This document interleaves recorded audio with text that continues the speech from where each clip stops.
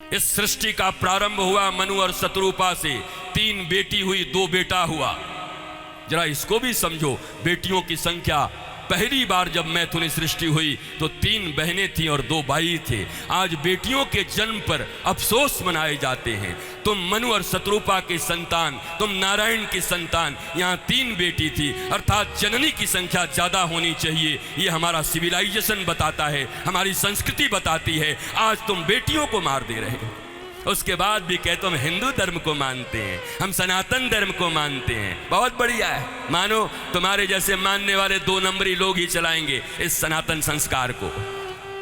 करो 2 नंबरी काम और जाकर के हॉस्पिटल में बनवा दो एक वार्ड, और जाकर के फिर उद्घाटन करो और नकली दवाइयों का फैक्ट्री भी चलाओ।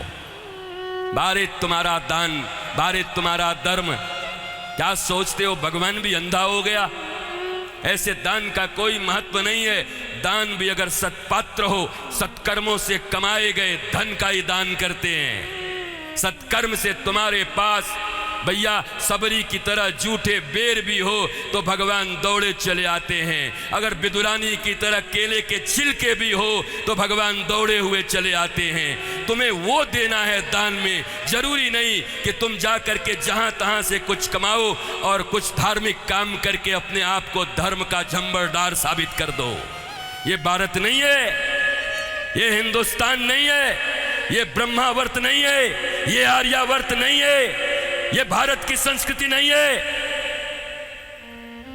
ऐसे लोभ से भारत का विनाश हो रहा है, विकास नहीं हो रहा। ये इतना सा चावल लेके अगर घरों से आओगी ना मैया, इतना सा, वो भगवान को ज्यादा पसंद होगा। वाह, अपने घर में इतने से चावल में से इतना निकाल के ठाकुर जी के लिए लाई है, यहां यज्ञ के लिए लाई है, वो ज्यादा महत्वपूर्ण है। लेकिन उनको ही ज्यादा सम्मान मिलता, वही लोग सम्मानित होते।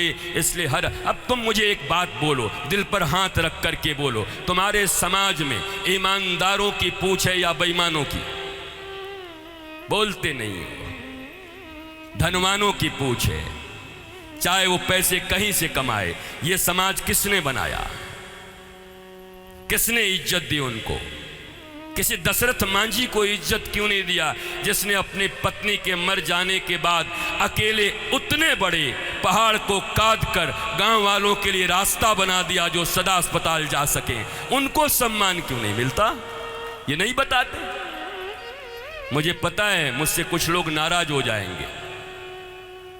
वो हो सकता है कि बोलें कि बाबा बहुत खतरनाक है, इसकी कथा कम करवाओ।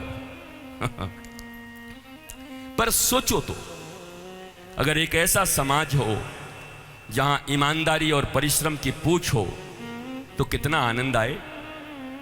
इतना इतना रहे हमारे पास धन, हमारे पास हाथ से चलाने वाले वो चक्की हो, जिस चक्की में गेहूं पीस करके और रोज 1 किलो निकाल करके और ताजा आटे का बढ़िया रोटी बना के पूरा परिवार खा के मुस्टंडा जैसा बन करके चकाचक रहे। या आया हुआ वो अनाज पंजाब के बाजारों से जो पेस्टिसाइड से पैदा करते हैं, अपने बच्चों को नहीं खिलाते, हमारे तुम्हारे लिए छोड़ देते हैं।